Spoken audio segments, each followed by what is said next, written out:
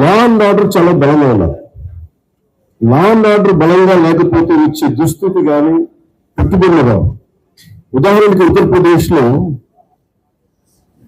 యోగి ఆదిత్యనాథ్ గారు ముఖ్యమంత్రిగా ప్రమాణ స్వీకారం చేసిన తర్వాత 8 సంవత్సరాల కాలంలో అది 15 లక్షల రూపాయల కోట్ల పెట్టుబడిని ఆకర్షించడం జరిగింది. దానికి కారణం అంతకుముందు ఒక అన్రూలింగ్ స్టేట్ గా ఉండేది. పెట్టుబడి రావడానికి సాహసించేవారు కాదు.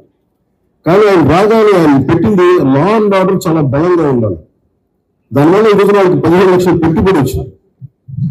అలాగే ఆంధ్రప్రదేశ్కి లా అండ్ ఆర్డర్ చాలా చాలా క్లిష్టమైంది. అలాగే భవిష్యత్తులో పదే పదే ఈ కుటుంబ ప్రభుత్వం దశాబ్దంలో ఎందుకు ఉండాలి అని అంటున్నానంటే సుస్థిరత ప్రజలకు ఇవ్వాలనే ఉద్దేశం తప్ప పదవుల్లో కూర్చొని దీన్ని ఎంజాయ్ చేయాలి లేదంటే దీన్ని ఆస్వాదించాలనే ఆకాంక్ష ఎవరికి లేదు. కానీ ఈ దుస్థితి నుంచి ఎందుకంటే అనుక్షణం ప్రతిపక్ష నాయకులు చూస్తూనే ఉన్నారు. జాతీయ స్థాయి ప్రతిపక్ష నాయకుల నుంచి ఓడిపోతేనేమో సడన్ గా ఓట్ చోరీ అంటారు. వాళ్ళు గెలిచినప్పుడేమో ఓట్ చోరీలు కనిపించేవాళ్ళు. గత ప్రభుత్వంలో కూడా చూసాం. 2019లో వాళ్ళు గెలిచినప్పుడు మేము ఎక్కడ మాట్లాడలా. ప్రజలు తీర్పు ఇచ్చారు, దాన్ని గౌరవించారు. 2024లో 150 సీట్లు కూటమి ప్రభుత్వానికి ఇచ్చి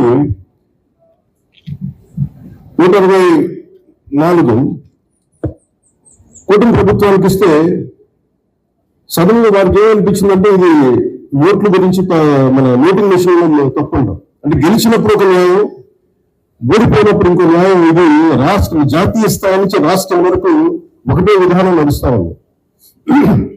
ఎందుకు ప్రత్యేకించి చెప్తున్నానంటే విదేశాలకి భారతదేశపు అభివృద్ధిని చూడకూడదనుకున్న దేశాలన్నిటికీ కూడా అంతర్గతంగా అస్థిరత సృష్టించడం వాడి విధానం. మనం దాంట్లో అంతర్జాతీయ కుట్రలో భాగంగా చూడాలి. ఇదంతా ఎప్పుడైతే భారతదేశం అంతర్గతంగా బలహీనపడద్దో, ఒక కోటని దెబ్బ కొట్టాలంటే బయట కొట్టడం కంటే కూడా లోపల ఉన్న తలుపు తీస్తే వచ్చే నష్టం ఎక్కువ. అందుకని ఎప్పుడు కూడా విదేశీ శక్తులు అంతర్గతంగా ఎవరున్నారు భారతదేశంలో, వాళ్ళకి ఎలాంటి ఇన్ఫర్మేషన్ ఇస్తే బాగుంటుంది, వాళ్ళ ఎజెండాను అందరూ మోస్తున్నారు. దీన్ని ప్రజలందరూ కూడా చాలా సురక్షితంగా గమనించాలి. ఇదేమైపోతుంది, ఒక్కసారి వాళ్ళు లోపలికి రానిచ్చామా, 2019, 2024 చూశారు. రోడ్డు మీదకి రావాలంటే భయాలు వచ్చినాయి ఒక్కొక్కరికి. ఈ రోజున కూటమి ప్రభుత్వాన్ని తిట్టడానికి ఎవరు ఇబ్బంది పట్టట్లా. దేనికంటే ఇది ప్రజాస్వామ్యం, దీన్ని గౌరవించడానికి ప్రతి ఒక్కరికి మాట చెప్పేది. మీరు ఒక బాధ్యతగా మాట్లాడాలి, సద్విమర్శ సంపూర్ణంగా స్వీకరించే పరిస్థితులు ఉన్నాయి. కానీ గత ప్రభుత్వంలో చూస్తే విమర్శ చేయడానికి బాగా భయపడేవాళ్ళు. పోలీసు అధికారులు డ్యూటీ చేయడానికి భయపడేవాళ్ళు. అధికారులు సివిల్ డిపార్ట్మెంట్స్ ప్రతి ఒక్కరు కూడా భయపడేవాళ్ళు. అడ్డగోలుగా దోచేసుకున్నారు. ఇవన్నీ కూడా విదేశీ శక్తులకి ఇది ఆలయాలం అయిపోద్ది. వారికి కనసైకలు వీళ్ళందరూ మెలుగుతున్నారు. అలా చూడాలి దీన్ని. అందుకని ప్రజలు నేను కోరుకునేది ఈ 79వ స్వాతంత్ర దినోత్సవ శుభ సందర్భంగా మీరు అంతర్గత శత్రువుల్ని ఒక కంట ఇప్పుడు మీకు కనిపెట్టున్నారు.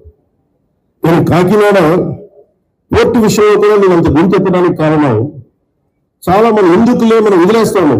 ఆంధ్రప్రదేశ్కి 974 నుంచి 974 కిలోమీటర్ల తీర ప్రాంతం ఉంది. ఇది మన పెట్టుబడికి చాలా మంచిది. కానీ అది ఒకసారి మనం సరిగ్గా లేకపోతే అది బలవంతం అయిపోతుంది. షేర్ చేయండి, లైక్ చేయండి, సబ్స్క్రైబ్ చేయండి. మరిన్ని వీడియోల కోసం బెల్ సింబల్ పై క్లిక్ చేయండి.